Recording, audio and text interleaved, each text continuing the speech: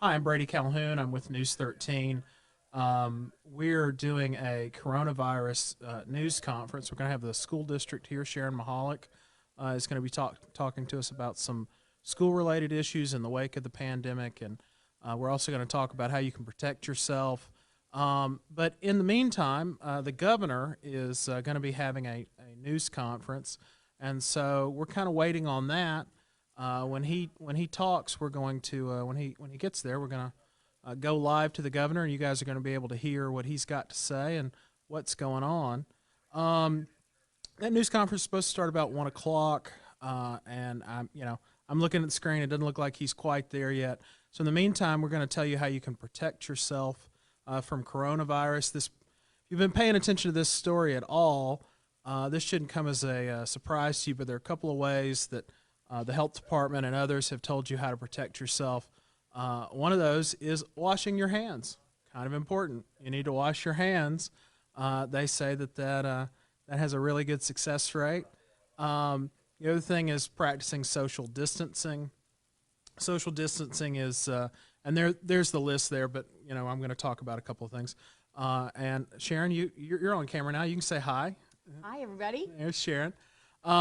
So you social distancing. You're supposed to stay about 6 feet away from folks, which Sharon and I are not doing right now. We're quite close to one another, but I'm sure it'll be fine. I did wash my hands before this got started, so we should be okay. Avoiding sick people, and that can be kind of rough sometimes. When you got a family member who's sick, or your instinct, I think, is to take care of them. I have got a bunch of grandmas in my house, so if any of the kids were sick, the grandmas are definitely coming, like an army to try and take care of those folks. But when we're dealing with COVID-19, that actually isn't necessarily the right thing to do. We got to protect ourselves and protect each other, and then avoid touching your eyes, nose, and mouth, which I don't think any of us really thought how often we did until now. But man, that is something that I think people do a lot, and now we all realize how often we touch our eyes, nose, and mouth, and we're all retraining ourselves on how not to do that. Okay, Chris, we're still waiting on the governor. Is that right? All right. While we're waiting, we're just gonna get started with Sharon, and she's gonna talk about some things going on in Bay District. Sharon Mahalik is the spokeswoman for Bay District Schools. She's the head of director. All right. In case you want the technical details on that, my understanding is the internet is a series of tubes, and sometimes those tubes don't work, and that's what happened. So we're back now. At least I think we're back. We're talking to you. We're having a no fear, just facts session about the coronavirus. We're also waiting on Governor Ron DeSantis. And with me now is Sharon Mahalik with the school district. Sharon, I appreciate you being so patient. I'm sorry that we've had some issues. Talk about what the district's planning and all of this, and how you guys have been preparing, and kind of what's been going on over the last 2 weeks. Well, we started our preparations probably easily 3 weeks ago, beginning to meet with our trusted partners in the Department of Health, following what was going on with the CDC and the DOE, and of course meeting with the union. And so we've included them in all of the steps. So I'd say we've been preparing for several worst case scenarios that we hope don't come to pass. We are not in a position right now to talk about closing school. No discussions have been made about closing school. There's lots of crazy rumors going on about closing school. Yeah. We are preparing to release students today for spring break. We hope they have a fantastic time, and as of right now, we're planning to come back to school that following Monday. But this is a very fast-moving, fluid situation, and as soon as we get updates, we're pushing them out on our website, we're pushing them out through social media, and you guys in the mainstream media. That's how you're fighting rumors, right? We've got it pulled up for people. You've got a coronavirus page on your website, bay.k12.fl.us, and then there's a coronavirus sort of update page there. You guys are updating people on Facebook, those are the two. Those are the two main channels for the school district? And Twitter. Twitter. Both the superintendent and Bay District Schools have a pretty active Twitter feed, so we're using Twitter and Facebook, pushing news alerts out to the media. And then, yes, we definitely encourage everyone to check out the website. We've collected a lot of resources for parents about how to talk to your child about coronavirus fears. We've got resources for our employees. We've collected all of the information they might want to know about their health coverage and teledoc and different things like that. So we've put all of that in one place, and then anything we're getting from the DOE, we're uploading there. So it's kind of one central place where people can go and find factual, reliable information. Yeah, and that's sort of been the biggest issue you guys have faced, is that they're just rumors all the time, and you guys are constantly having to tamp those down. So if you're like me and you have that one uncle who constantly seems to not know the right thing, what you have a place for people to go, right? We do, and we really encourage the community, anyone who cares about the schools and what's going on with the students, to follow us on Facebook. We will use automated phone calls and do all sorts of things to keep parents in the loop if something does change. But Facebook allows us to communicate with a lot of people very quickly. So if someone doesn't see it on the Bay District Schools Facebook page and it relates to school, then chances are it might not be true. So just keep coming back to us and checking out what we have on our website and what we have on our Facebook and what we have on our Twitter, because that's going to be reliable information. And we really wish that people would share reliable information from trusted partners as opposed to what they heard at the grocery store or what someone told them while they were out for a walk. Lori Manning on our Facebook page, she wanted to know why schools were, I know you guys are about to go on a break, but she wanted to know why schools are still open, to begin with. We've started to see some major school closures across the country. So what's been the sort of reasoning to keeping schools open? I'm gonna cut you off. We're gonna come back to that question. We're gonna let the governor talk. You got the governor now. Proportionally negative impact on folks who are older, who are vulnerable, who have an underlying medical condition. And so with that in mind, we issued restrictions on access to nursing facilities and assisted living facilities. But because we had the 11 cases, we now have 11 cases in Broward County. I'm directing Jared Moskowitz to expand the current order and prohibit all visitation to nursing homes, assisted living facilities, adult family care homes, long-term care facilities, and adult group homes in Broward County for the next 30 days. Beyond that order, I've directed the Secretary of our Agency for Healthcare Administration, Secretary Mayhew, to aggressively and continuously connect with all these facilities throughout the state, in person, by phone, whatever you need to do to ensure that they're following appropriate protocols and have a plan in place should they have an individual that tests positive. So far, Secretary Mayhew and her team have visited over 260 facilities in person. So we appreciate with that. As I said yesterday, we're committed to expanding testing capabilities in the state of Florida. We all know that there was CDC tests and everything. I wanted to make sure Florida was acting quickly on its own to do this. So I directed Director Moskowitz to purchase 2,500 testing kits that will give qualified labs throughout the state the capacity to process tests for up to 625,000 individuals. Each kit allows 500 tests, but you need 2 tests per person. So you're looking at 250 individuals per kit. Up to that amount, obviously, the tests have to be done properly. And I've also directed our Surgeon General, Scott Rivkees, to strategically distribute these testing kits to 50 CLIA-certified labs throughout the state, starting with hospitals so that testing can be completed closer to the patient. A lot of the hospitals have concerns if people are in the hospitals, then it takes 48 hours to get a test result back. If they have a lab that can do this, they're going to be able to do it there without having to send the sample everywhere. That would mean they would probably get the results back quicker. So far, we've received 1,000 of the 2,500 of the kits we've ordered. Now, this is a display. So they're not actually in there. They're being refrigerated, or they have to be kept at a certain temperature. So we do have 1,000 kits now, and I'm directing Dr. Rivkees and Director Moskowitz to distribute all of these 1,000 test kits that are here to laboratories and hospitals that request and can use them as soon as possible. The tests will be distributed with priority to hospitals in counties with the highest need, starting with Broward County, based on their increased number of cases. And so to give you a sense of where the state is in terms of testing capability, none of the folks referred for tests have not been able to get a test. We've had capacity to meet the folks who have been referred up to this point. Right now, the Department of Health at the 3 labs operating in Tampa, Jacksonville, and Miami can do a combined 300 patients per day of samples. We also have the capacity to do another 100 tests per day with a CLIA-certified labs throughout the state. The goal is to have 50 of these CLIA-certified labs throughout the state, processing about 100 per day.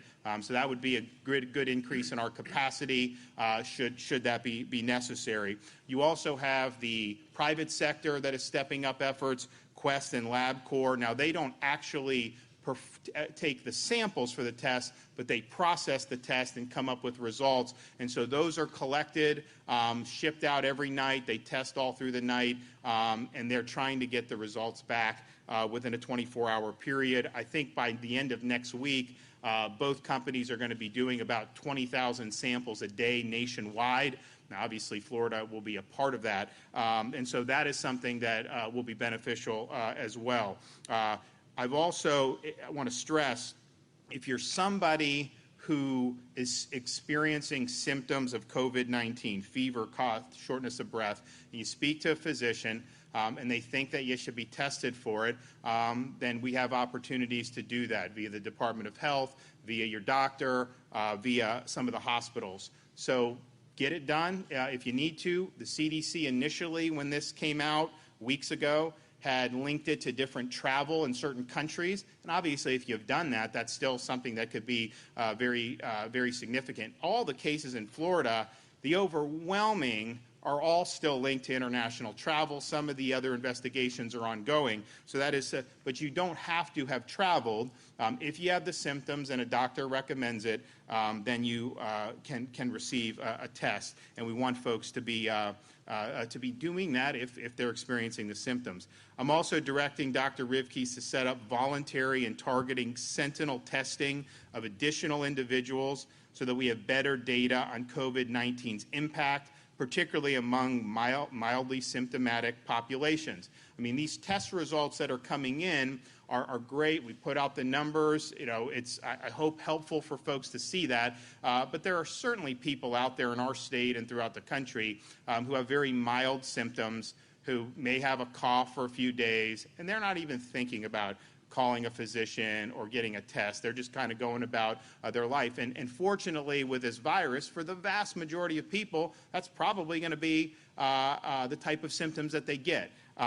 But we want to try to figure out if we could identify, you know, how much more prevalent it is amongst some of these populations which are not exhibiting very significant symptoms. Again, those are going to be younger populations and healthier populations. But I think this is a good effort to, as this thing goes more, I mean, we knew we were going to have more cases this week. There's going to be more cases next week. I mean, that's what's happening. I think some of the social distancing that's being done with reducing the gatherings, some of the other things that have been implemented in nursing homes, I think that's all important. I think that'll help. But just from the contacts based on the cases so far, you know, you're anticipating more. So we want to make sure we have the increased testing capacity, and we didn't want to wait for anyone else to do it. Incidentally, when we spoke to the manufacturer of the test kits, they told us Florida's purchased more than not only any other state, but all the other states combined. So I really appreciate Director Moskowitz getting on that issue and getting these things out. I'm also announcing today that we will be, in probably over the next 24 hours, activating certain components of the Florida National Guard to assist in our efforts to support our local communities that are affected by COVID-19. We're working on the shape and scope of that. You know, if you mobilize a physician who's actually working on this now in their community, probably not the right thing to take them out of that fight. So we're going to look to see where are the folks located now who could offer help. And it's not just physicians. You know, they have nurses, they have medics, they have a lot of other people who really could help us. And we think that if we have National Guard support, that they could help augment medical staff shortages, potentially could help expand testing resources, and even potentially setting up a field medical clinics if that were needed to be the case. So it's been, if you look at the last few days, you have sporting events canceled, all this stuff. You know, I think that it's something that is, people are erring on the side of caution in the private sector, government organizations, and I understand that and think that makes a lot of sense in many respects. But I also think that this is something that we'll be able to get through. You know, we're going to have to do this for the foreseeable future, but it's something I think that the people of Florida will be able to get through. So I know it's frustrating to see an event canceled or to see some of the inconveniences, but I think that everyone wants to, up and down the state, the local officials I talked to, the medical professionals, the private businesses, they want a healthy environment in Florida, and so we want to do our best to make sure that this virus is not allowed to simply run unchecked throughout our society. If you want more information, our website is floridahealth.gov. It's got the updated guidance on COVID-19, and I want to thank the Surgeon General. I don't think he's rested very much over the last however many weeks and months, and we appreciate his help. So I'm going to let him say a few words, and then I'm happy to take some questions. Thank you, Governor. Good afternoon, everybody. First, I want to begin by thanking the Governor, Lieutenant Governor, for their incredible support and guidance in this response, and also fellow agency directors. This is a massive response that is involving thousands of individuals. Again, COVID-19, this is a new virus that has recently appeared. The spread is person to person, which is why we have precautions in terms of covering your cough and some of the other measures we talked about. This is like the flu, but is slightly different than flu in terms of symptoms. The most common symptom is fever followed by a dry cough and then associated with fatigue. As the governor mentioned, most of the cases that we are seeing in Florida are related to travel internationally or to areas in the United States where we are currently having outbreaks. This is why it is very important that if you come to Florida from an international destination or a part of the United States where there is an outbreak, that you take precautions while you are here. You need to very carefully monitor your symptoms. If you become ill, you need to contact your physician or the health department to let you know. Avoid going out in large groups and avoid having contact with individuals who are especially vulnerable, such as the elderly or individuals with underlying medical conditions. The incubation for this can be up to 14 days. So if you're returning from high outbreak areas, please be cautious. In terms of where the cases we are seeing in Florida, they are coming from different areas. We have individuals from New York now. This is an area where there are some areas of community spread. Egypt, Italy, Dominican Republic, Belgium, Trinidad, and also Ireland. As the governor mentioned, that we have increased testing capability, which is very important. This testing can be taken in terms of what the test means by your physician. Your physician will place a nasal swab in your nose and on the back of your throat. Sometimes they may all have you spit into a cup, and these samples will be tested. This testing can be done at commercially available laboratories, as the governor mentioned. The specimens, though, are not collected at the laboratories, but rather at the practitioner's office. Hospitals also may have testing laboratories where these can be obtained. As the governor mentioned, the state of Florida has purchased 2,500 kits, which give tremendous capabilities, and we encourage hospitals that are CLIA certified, that have capabilities for molecular diagnostics, to participate in this. Also, in terms of medical providers, we have given medical providers information, and we'll be writing more about this. So in terms of what can we all do? COVID-19, as the governor mentioned, is being seen in many states across the country, and we need to protect ourselves for the eventuality that the number of cases will continue to rise. Practice social distancing. Avoid going to work when you're sick. If you're coughing, cover your cough. In terms of hospitals, again, wish to emphasize that hospitals continue to review their infection control practices, make sure that your workforce is protected as we're dealing with individuals who will have COVID-19. In terms of what our goals are, first, we are working to contain the spread of the virus.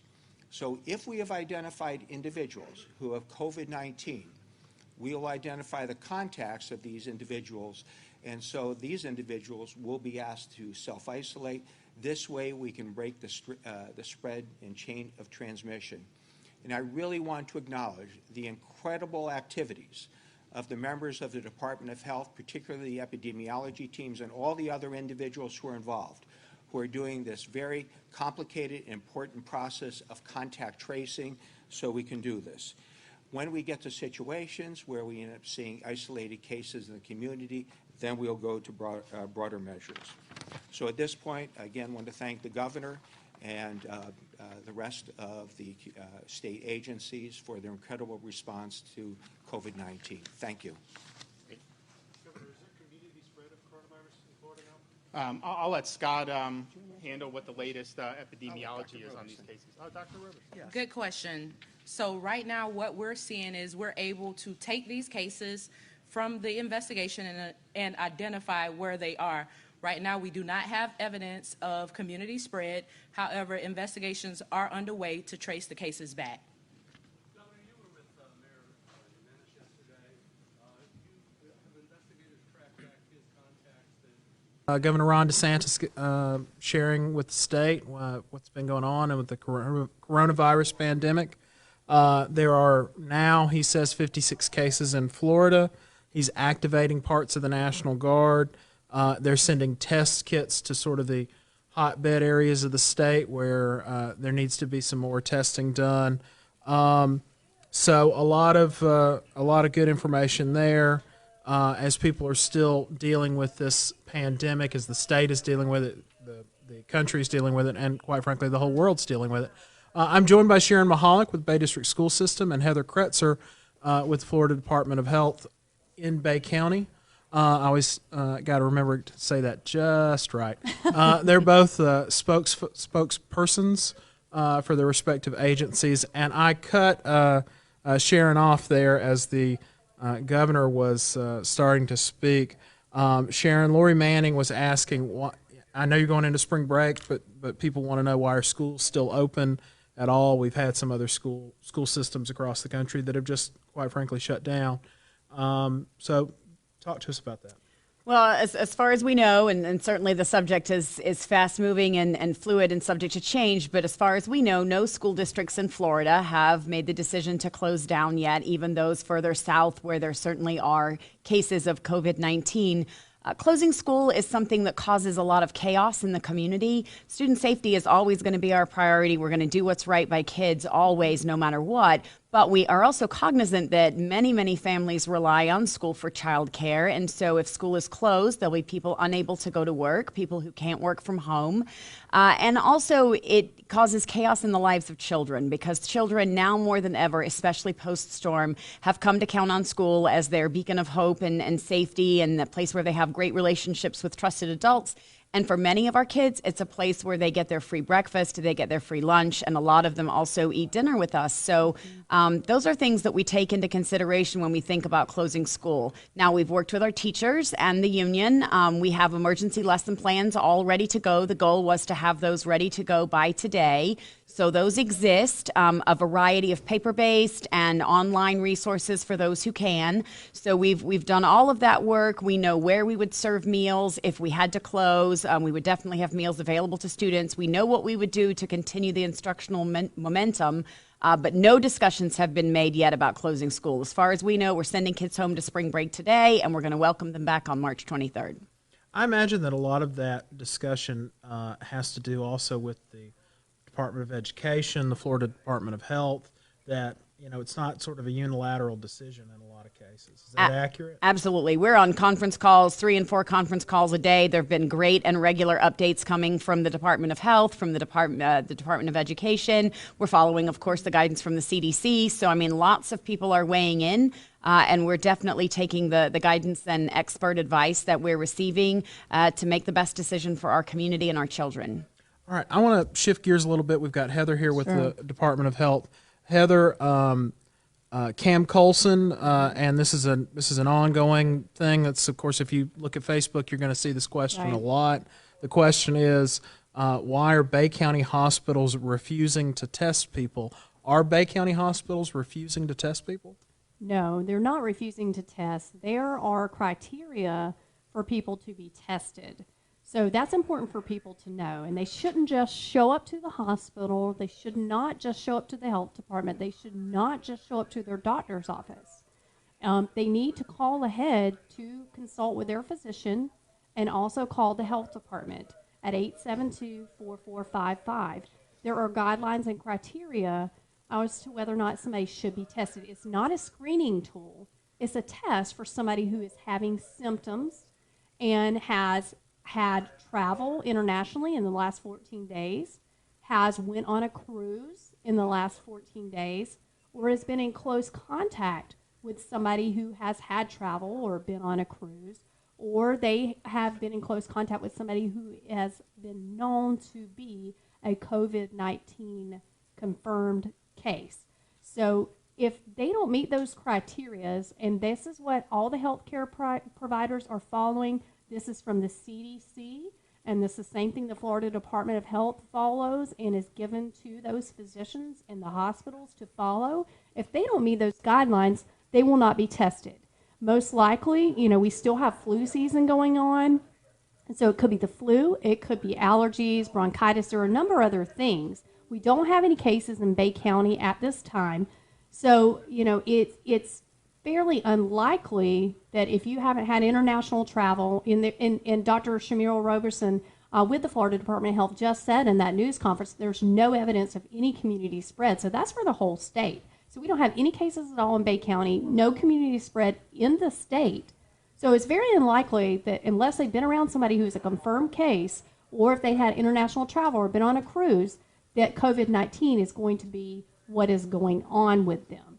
But also, as Dr. Rifke's just said, some of the symptoms, you're going to have fever, then you're going to have a dry cough, and then you're going to feel fatigue. So it is similar to the flu, but that's a little different than the flu. Kind of, you get a very high fever, then you have body aches and those types of things with the flu.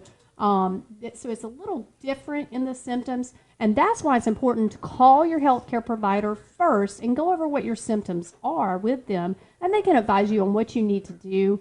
And because if you do potentially have COVID-19, you do not need to go into those offices and potentially infect other people, infect healthcare workers.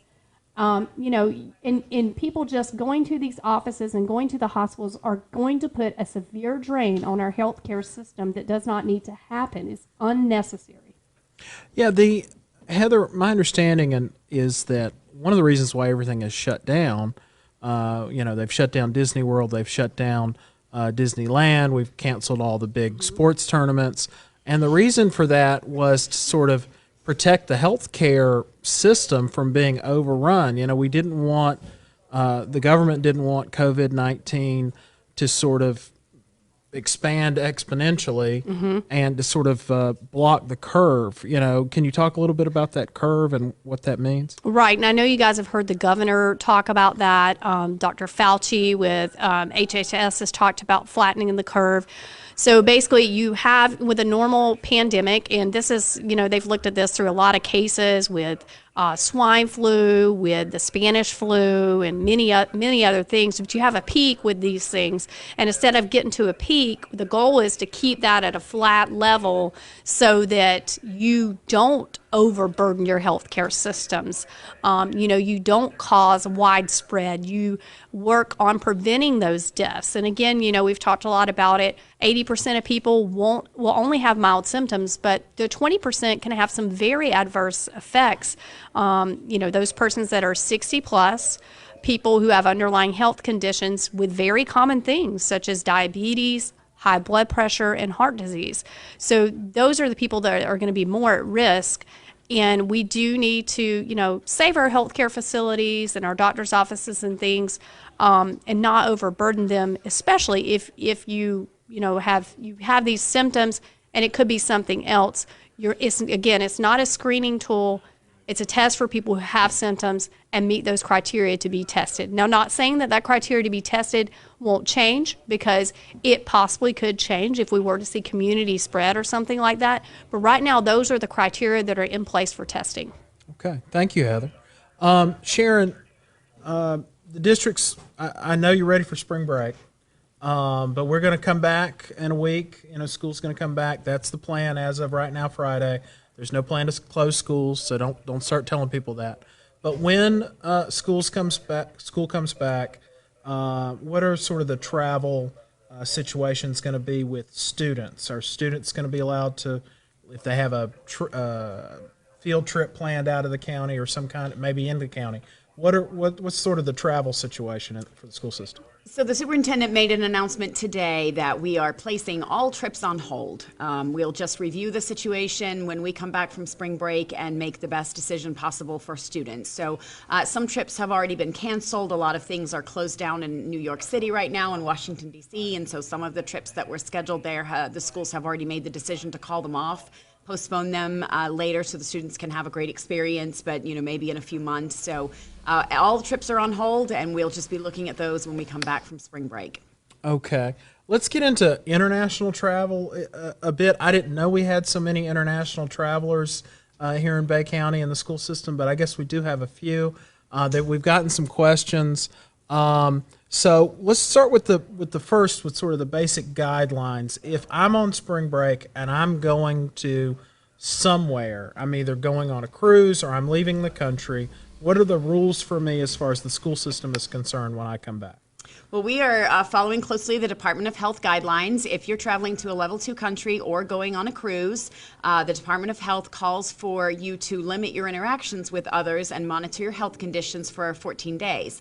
In a school setting, it's not possible to limit your interactions with everybody. You can't maintain a 6-foot distance between people. It's just not possible. So the school board has voted to follow the Department of Health guidelines, but we are saying that limit your interactions. For us, the reality is that means self-isolate. So coming back from spring break, if we have employees or students who have traveled to level 2 countries or who have gone on a cruise, we'll be asking them to self-isolate for the 2 weeks per the Department of Health guidelines. Okay. So self-isolate, meaning stay at home. You're not coming to school. If you're an employee, you're not coming to work. That's for 14 days, right? Correct. For 2 weeks. Okay. So the follow-up question I have for that is, if I'm an employee of the school system and I now have to self-isolate, do I get paid? Do I have to use my leave or whatever? What's the rule there? So the superintendent sent out an email earlier in the week, and again, as Heather said, this is a fast-moving situation and things are subject to change, but where we stood at the beginning of the week was if people had already traveled before any sort of travel restrictions were known and they're required to self-isolate, so the district's going to cover that on administrative leave because they had no way of knowing. But he also made it clear that if people choose to travel, knowing what's going on right now, if they make that decision, then there is going to be that expectation that they would self-isolate and they would use their own leave in order to do that. So, we can't obviously have a travel ban. That's up to each individual family and each individual employee to make the best decision that they can for their family, but also the best decision they can for the community. All right. And this is, a pandemic, as we're learning. It's not just a health crisis. It's certainly a health crisis. But for a lot of people, it could be an economic crisis. And so the question from Amanda Williams on our Facebook page was, will there be any pay for Bay District support staff, bus drivers, paraprofessionals, office workers, those kinds of folks, if schools were to close? So that's a big if. We're not closing any schools. We haven't announced that. But if that were to happen, what's the next step? Well, and that is a good question from Amanda, and it's a question that many of our employees had been voicing as well. And so after the hurricane, if you'll remember, and schools were closed, we paid all of our contractual employees during that time. We weren't sure if the Department of Education was going to ask us to make up those days or kind of what was going to work out. So we paid the employees with the understanding that if we are required to make up days, they're going to be required to work for days they've already been paid. So earlier this week, we sent out an email to all employees basically saying if you're a contractual employee and you were paid under that scenario from Hurricane Michael, you can count on your paycheck. If schools are closed, we want to alleviate that worry for our employees. We want to make sure that we're doing all we can to support them and their concerns. All right. Heather, you answered this on Wednesday, and Sure. then I basically saw the questions again. So Okay. when I was checking the Facebook page, people were asking things, and I thought we answered that. But you can't say it enough. How can you protect yourself from COVID-19? Sure. So it's really some simple basic steps, but us talking about it definitely makes it more top of mind, makes you think about it, more often, do it more often. So you want to wash your hands with soap and water for at least 20 seconds, getting, in between your fingers and, going all the way up your wrist, up your arms. And if you can't wash your hands, then you should have hand sanitizer that's 60% alcohol at least. You can, stay home when you're sick. People think they need to go to work, they need to go to church, they need to go to school, they need to do these kind of things. But what you need to do when you're sick is you need to stay home. And these are all practices that we should have, during any regular flu season or just year round. So that's another thing you can do. And also staying away from people when they are sick. And then avoiding touching your face, your eyes, your nose, your mouth, and those types of places when you have not washed your hands, because that can contribute to getting viruses like the flu or like COVID-19. So another thing we talked a lot about was social distancing, and there's a really great graphic that's on our website at floridahealth.gov, and you click on COVID-19 Toolkit, and it kind of explains that some, but you want to stay 6 feet away from people if you can, avoiding crowded places, which, as we've talked about a little bit, a lot of events are being canceled at direction of the governor. If there are going to be more than 1,000 people at those events, he is asking for those events to be canceled in order to stop the spread of COVID-19. And that is the ultimate goal, is to avoid more people becoming infected, and especially those that can have those most adverse effects. We want to protect them and put all the measures we can in place to do that. Yeah, I mean, my dad was a deacon, and so we were going to church, and if you were sick, you were still going to church, and I imagine you were going to get prayed over.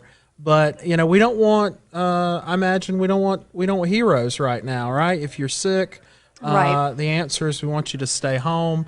We don't need to go to sort of social gatherings like church, like some of these big events. If we're sick right now, You'll be a hero if you stay home. that's right. Yeah. The other question that I saw that again we answered this on Wednesday, but let's answer it again. I'm getting a package in the mail from Amazon. Or from somewhere else. And I don't want to just say Amazon. Maybe you order from one of these little boutique shops or whatever, but the thing is still manufactured in China, Right. or somewhere else where they're having an outbreak. Italy's having an outbreak. Right. Maybe you ordered some nice Italian shoes. What do you? That would be Sharon. Yeah, that would be Sharon. So what do you do to protect yourself? Well, the virus does, there's still some trying to figure out exactly how long the virus lives on surfaces, but through the mail system and coming through all those things, it's not going to be on that surface by the time that you get it. Products, from China, or mail, getting stuff through the mail, you are not at risk for that. If you feel like something might have been contaminated, of course, you can take some disinfecting wipes, if you can find some, and wipe down the container, and then wash your hands or use sanitizer after you've taken the package out. I got some sunglasses from Australia the other day myself. So everything is fine and good. Get your packages from all over the world. All right, just clean that stuff off if you are concerned. If you have any about it. speculation or concern, sure.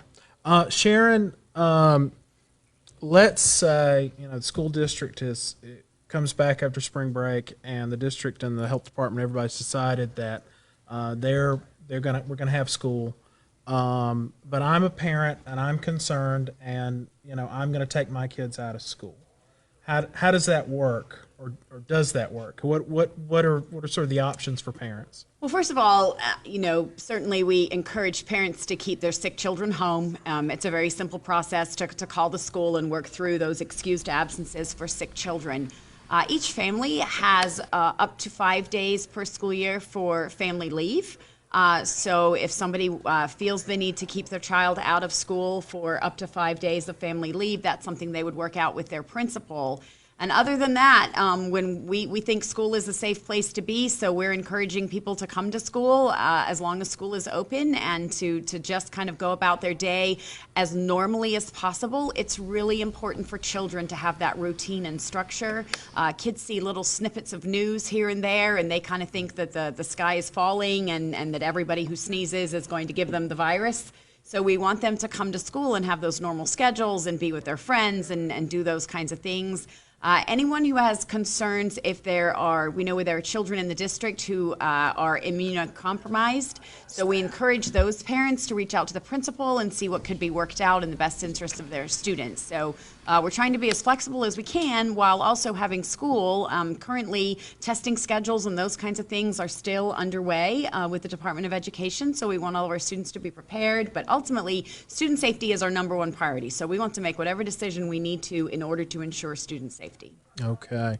Heather, Cindy Adams was asking about the incubation period. So, I went overseas and now I came back. What's the incubation period like? When do symptoms show up? Those kinds of things. Symptoms usually show between 2 and 14 days after being infected, and the incubation period is 14 days. That's why when people go on, to travel, the general public is recommended, that if they go on travel, international areas that are level 3, that they should isolate for 14 days. And there's level 2 is a self-monitor and limit contact, which also includes cruises. As a state employee, our guidelines are a little even more strict. So we're pretty much, going to be now all international travel, we are to self-isolate, or all cruises, we are to self-isolate for that period of 14 days. Okay. What's the we're starting to see people sort of running to the grocery store, getting some items. I'm not sure they're all making the best choice on the items they're buying, but people got to do what they got to do, I suppose. What is the current thinking on supplies, on what you should have in your house right now, and why? I think is a good question too. Sure. Why should I stock up at my house? Well, that's all, part of social distancing and being prepared. And I think I've talked a little bit about our Surgeon General from the United States had a very good way of putting everything to me. So I repeat it a lot, but I really like the way he put it. So he said his prescription for getting through COVID-19 is knowing your risk, knowing your circumstances, and knowing what your plan is. Paraphrasing it a little bit there. So, those persons that are more at risk are going to need to have a little more preparation perhaps than some of the other folks. So they're going to really want to look at that social distancing of either, how are they going to get their medications for 2 weeks? How are they going to get their groceries and things maybe for a 2-week period in case there is community spread and they don't need to go out into public? But, it's a good idea for those persons to go ahead and practice that social distancing. They can use, grocery pickup. They could shop at non-peak hours. They could also, look into doing a grocery delivery service, or maybe there's a family member who doesn't meet that category that could go and get some of those things for them, and then wash their hands and stuff before they have contact with them. So it's really important to know what risk group you're in, and that'll kind of help you make your preparations. For those of us, who live here, of course, we're ready with our hurricane kits, pretty much year round. You may have yours left over from last year. It's going to be a little different, though. We'll still have power. We'll still have water if, we do have a community spread of that.